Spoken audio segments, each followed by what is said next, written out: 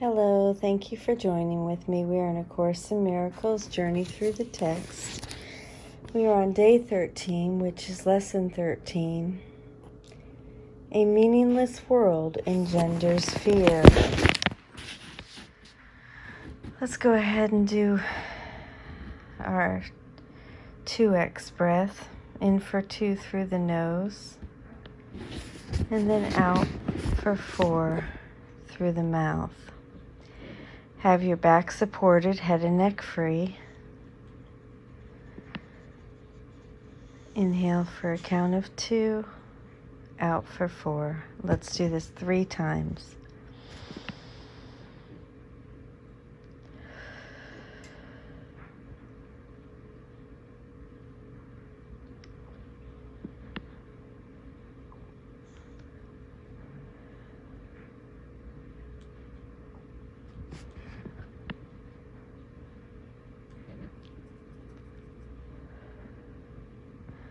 Now let's move into the 3x breath, in for a count of 3, and out for a count of 6.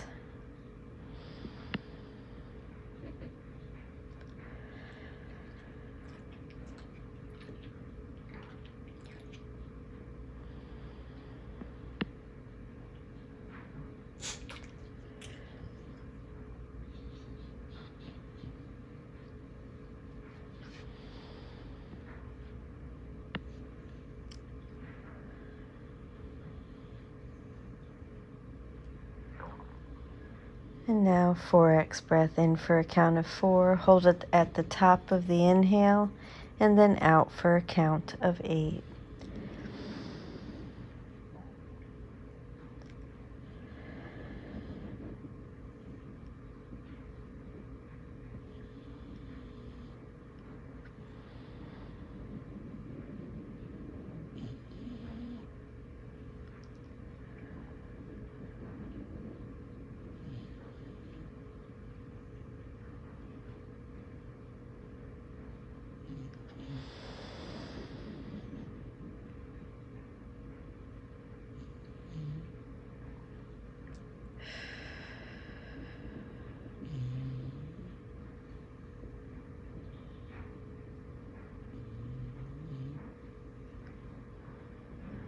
Now let's go ahead and come to our senses. Feel what you feel in your body.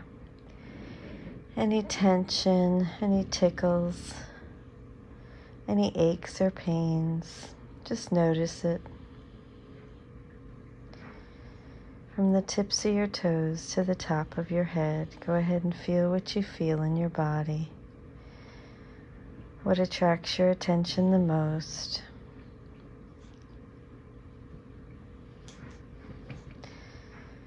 And then go ahead and taste what you taste. Move your tongue around in your mouth. Do you notice any taste? And with your eyes continuing to be closed, go ahead and see what you see through your eyelids. Any light through the lids, any colors. What shapes and sizes? What do you see on your lids? Then go ahead and hear what you hear closest to you, and then furthest away. Just notice all the sounds.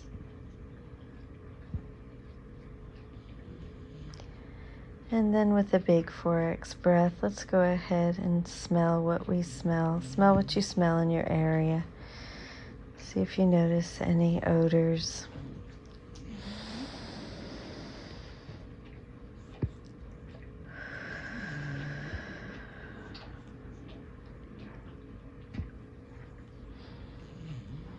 Now let's observe our five senses on top of one another quickly. Feel what you feel. Taste what you taste. With eyes closed, see what you see. Hear what you hear. And smell what you smell.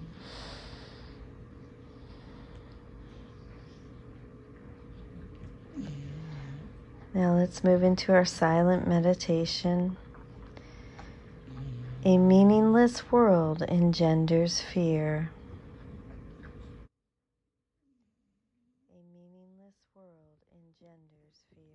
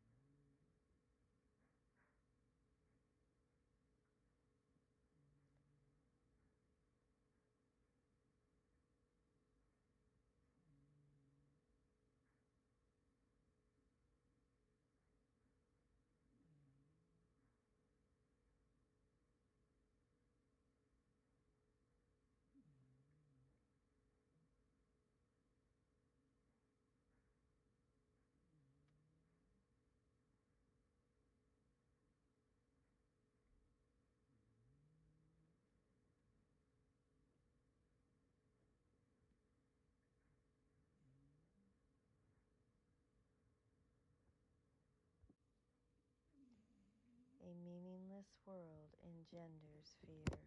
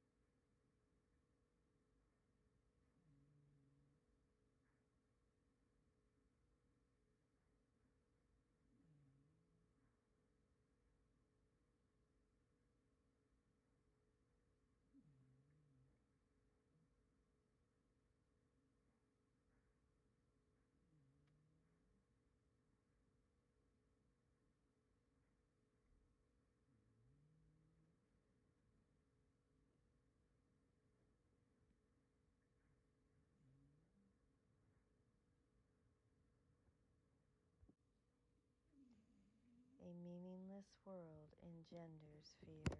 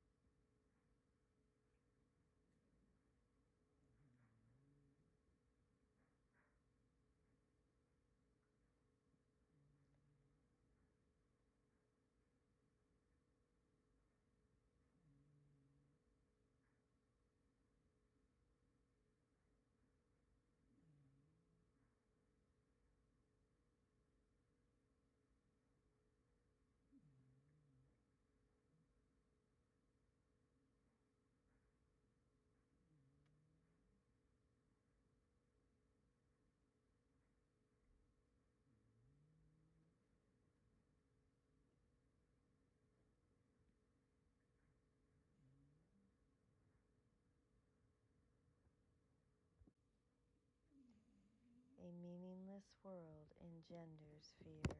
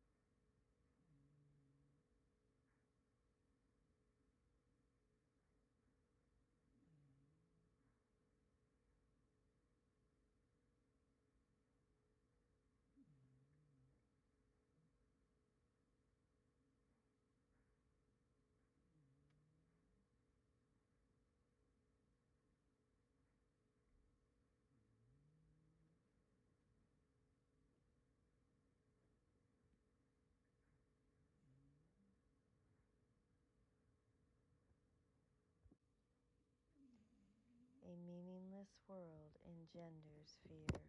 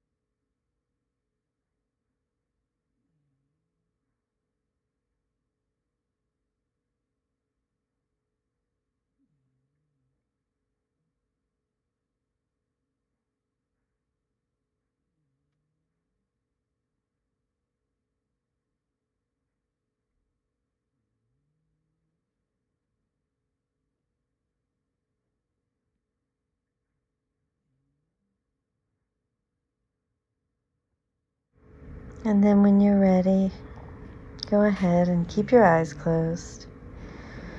But think of 3 things that you're grateful for. You, the light of the world, what are you grateful for today? Now let's go ahead and envision your life, your day, seeing yourself as being who you are, the light in this world. What are you feeling? Who's around you? Where do you live? What does that look like? How do you get around? Are you laughing and full of joy? Go ahead and feel that and see what it looks like. Imagine that throughout your day today. And then go ahead and connect to that light center in the center of your being. And feel that extend outward. First to anyone living in the room with you. Then to anyone beyond the walls and into your home. And then anyone beyond that on your block or your neighbors. Go ahead and envision this beautiful, pure blue light extending outward from your center into the world. Go ahead and watch it extend until it covers the entire globe. This light knows no borders. It doesn't look at any of our bodies, any living thing's body. It just connects to the spirit within. Go ahead and see that extension and unity and feel the vibration of love within it. Let's sit here for a moment watching every living being connected by this light.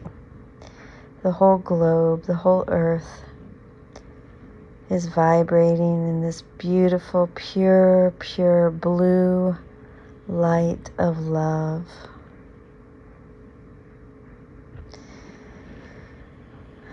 Isn't that beautiful and delicious? Now you may keep your eyes closed or join with me in today's reading.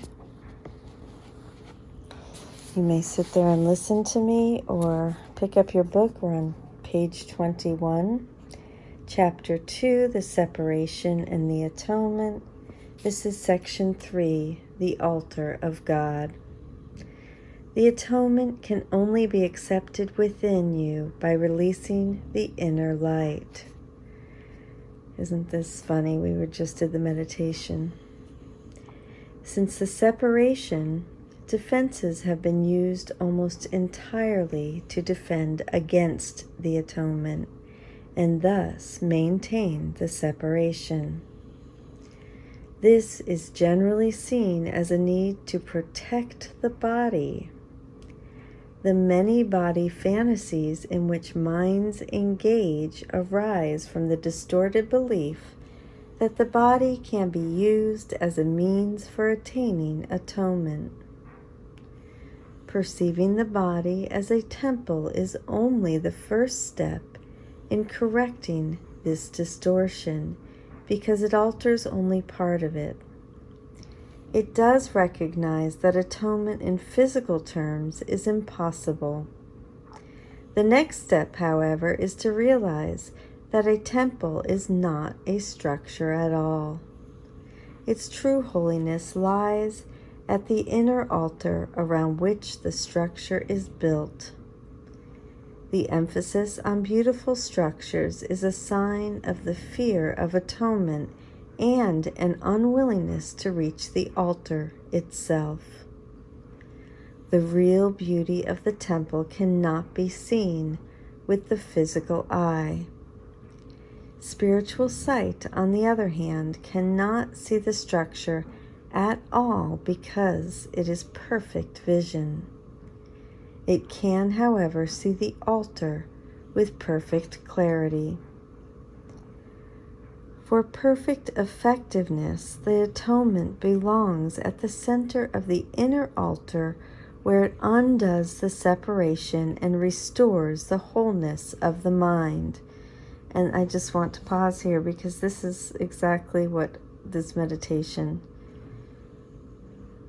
is. It's undoing the separation and restoring the wholeness of the mind. Before the separation, the mind was invulnerable to fear because fear did not exist. Both the separation and the fear are miscreations that must be undone for the restoration of the temple and for the opening of the altar to receive the atonement. This heals the separation by placing within you one effective defense against all separation thoughts and making you perfectly invulnerable. The acceptance of the atonement by everyone is only a matter of time. This may appear to contradict free will because of the inevitability of the final decision, but this is not so. You can temporize, and you are capable of enormous procrastination, but you cannot depart entirely from your Creator, who sets the limits on your ability to miscreate. An imprisoned will engenders a situation which, in the extreme, becomes altogether intolerable.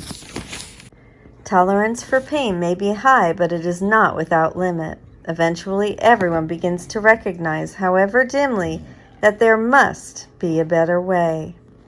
As this recognition becomes more firmly established, it becomes a turning point. This ultimately reawakens spiritual vision, simultaneously weakening the investment in physical sight.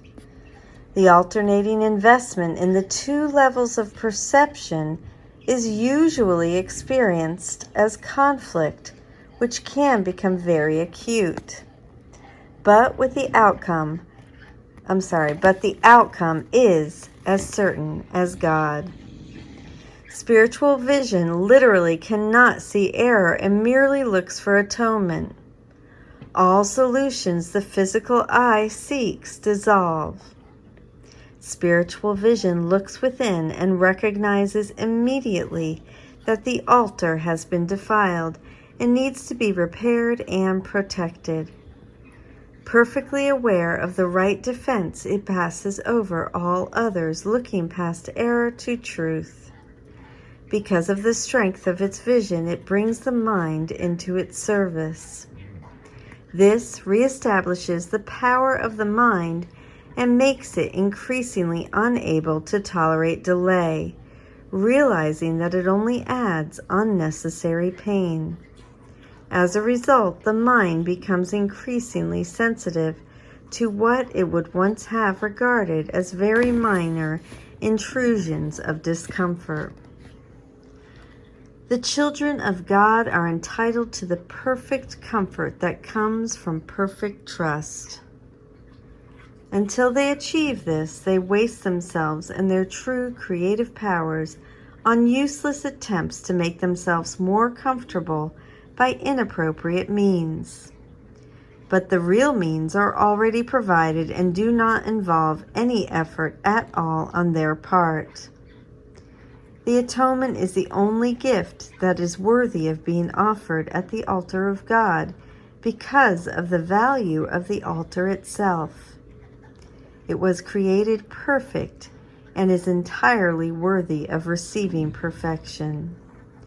God and His creations are completely dependent on each other. He depends on them because He created them perfect. He gave them His peace so they could not be shaken and could not be deceived.